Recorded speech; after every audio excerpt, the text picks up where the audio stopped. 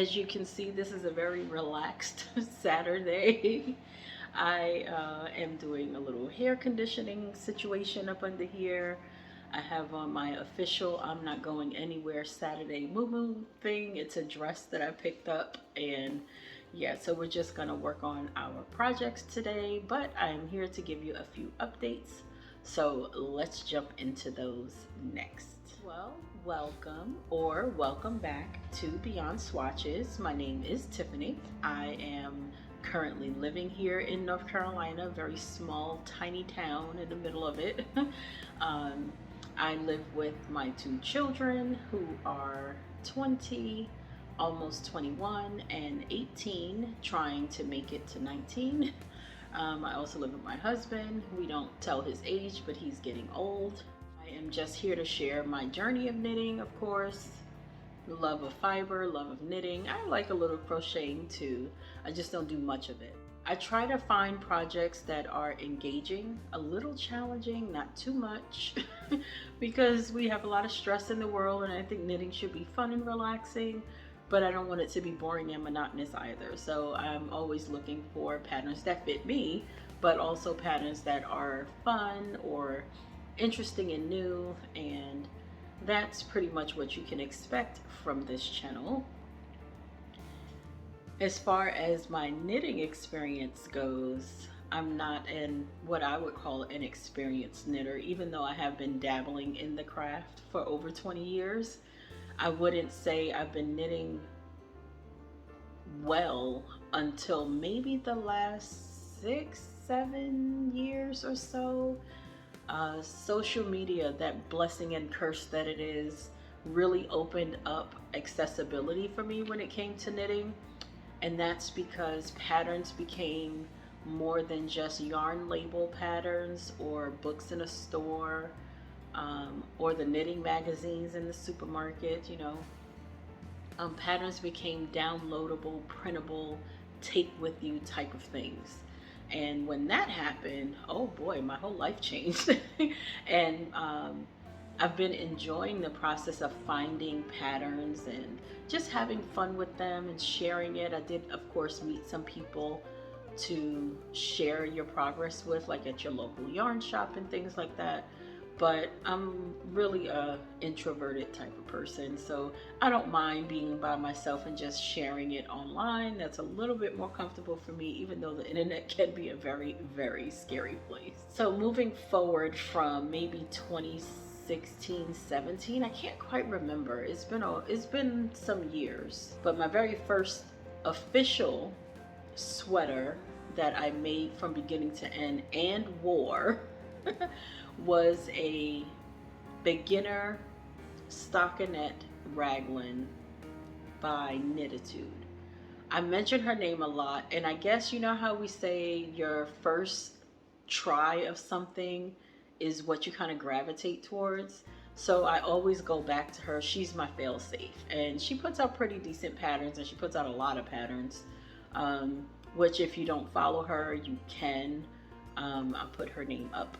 And she kind of shares like her design process and where she gets her inspiration from, and she does a lot of explaining on the background of her patterns and stuff, and I think it's pretty cool.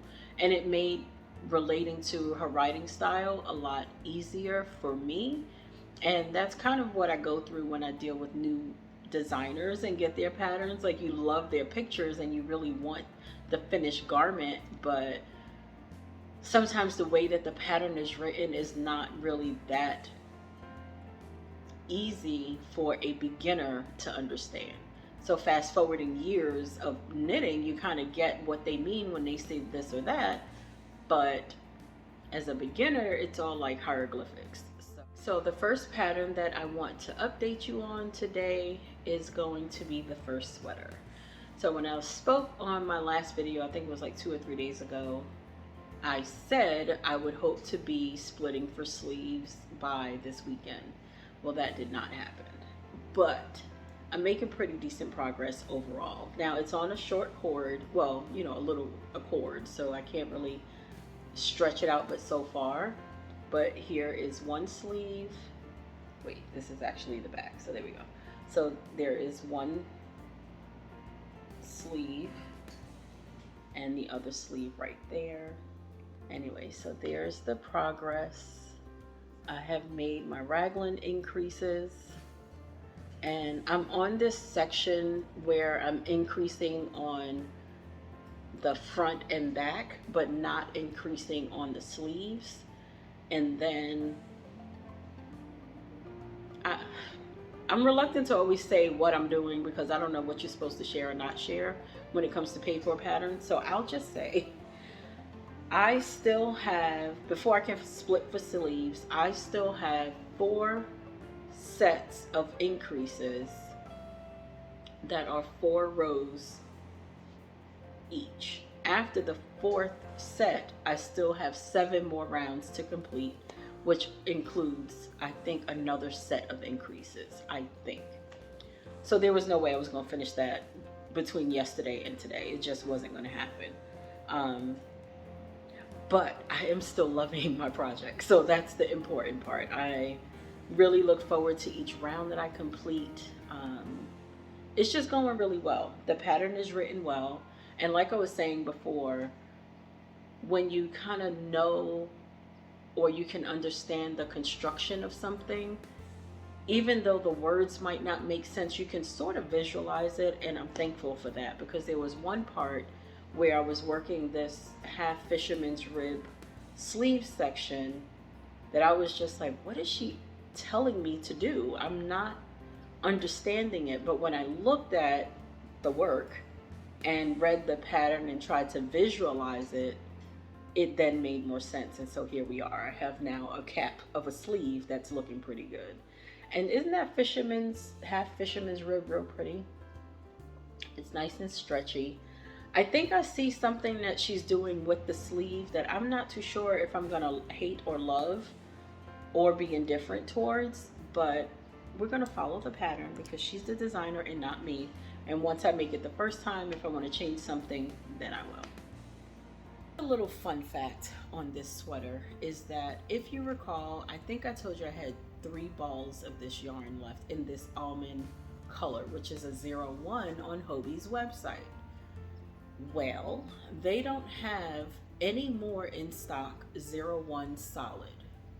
And because of that, I panic purchased the 01 in the melange, because the melange has like a white strand that goes through it, but it's such a mild comparison in color that I'm hoping that it doesn't look too far off. Like, it shouldn't look too bad. I think when I saw Tony's review of the yarn in person, like with the colors, it didn't look that different. So I should be okay.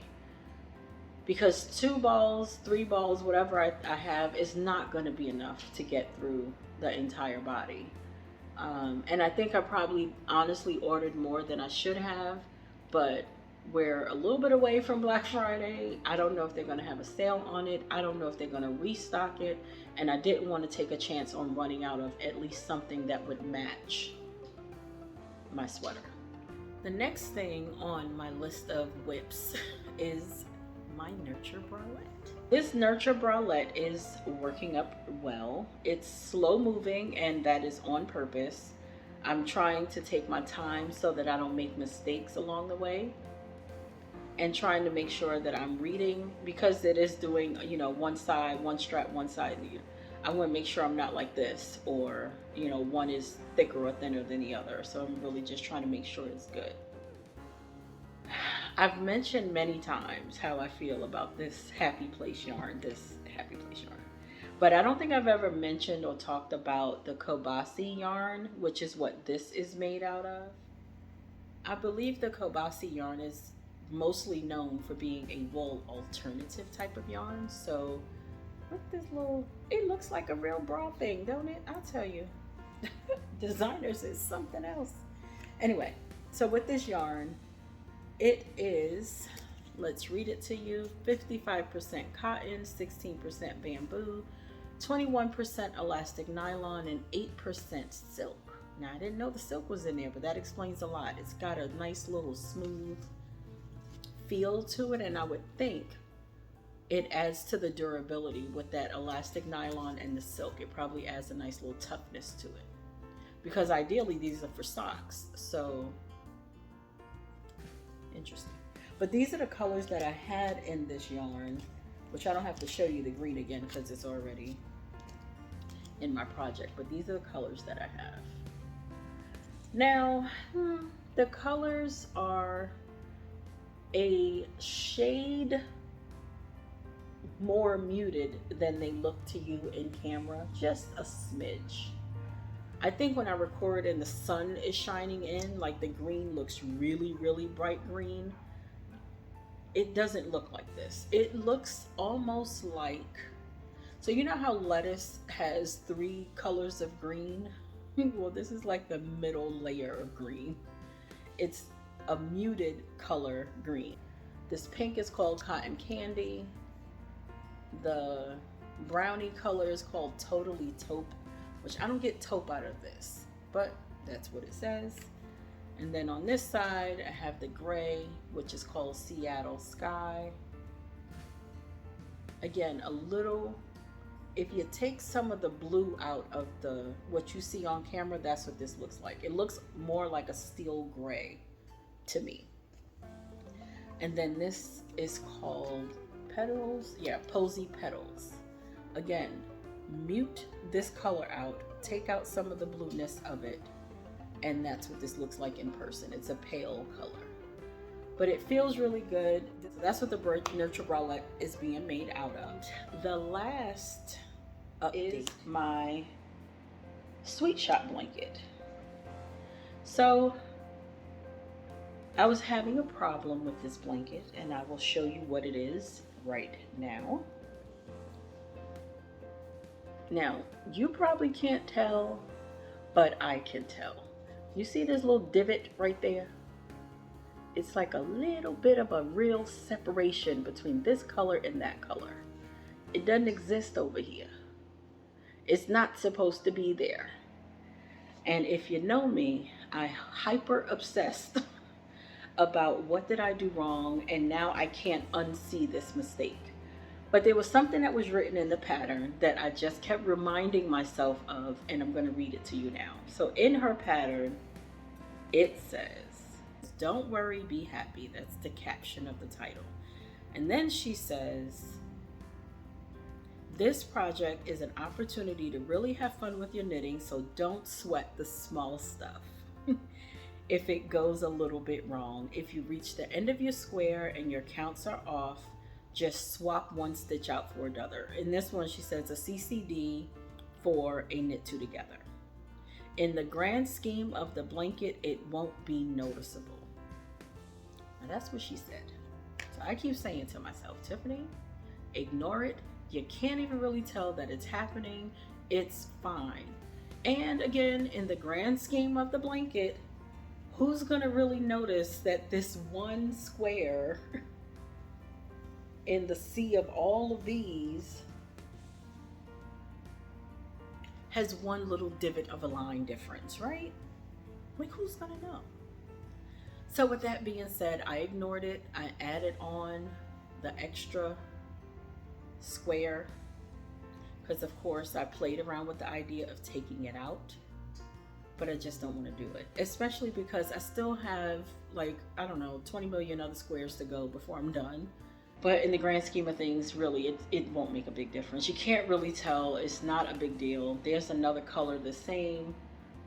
I can see it very clearly, but I'm pretty sure whoever's wrapped up in it won't mind at all. So that's the Sweetshop Blanket. She is making steady progress, and I'm very happy with it still. Very, very happy. So that's all that I have as far as progress goes. I didn't have a whole lot to share because I did a whole lot, but I did a whole lot on this. I didn't do anything else exclusively except this because I really want to get to the split for sleeves. I'm ready to just coast on the body and ride it out until the end. So that is all. I hope that you have a great weekend. Here in the Lexington, North Carolina area, this weekend is the barbecue festival, hence the reason why I'm in my I'm not going anywhere dress, house dress, because traffic is going to be crazy, stores are going to be crowded, there's people everywhere, and I'm just not here for it. Not this weekend. I can't do it. I just can't do it. So we're home. We're going to order our groceries. It'll be delivered tomorrow. I was going to try to do it today, but I felt like that was an unfair request considering how much traffic is there around that supermarket area. So we'll just get it delivered tomorrow. It'll be fine. And that is all. So I hope that the rest of your weekend goes well. If you're at the festival, have fun, eat a rib for me. And if you're just going to be at home, enjoy it. And let me know below what you are working on. What projects are you struggling with, if any? I would love to hear what you got going on. And then answer a question for me. I'm curious to see, what is your favorite knitting pattern or designer? Like, who do you run to every time you get ready to start a new project? I'm curious who your favorites are. Maybe they can become my favorites too. So let me know below. And I'll talk to you later.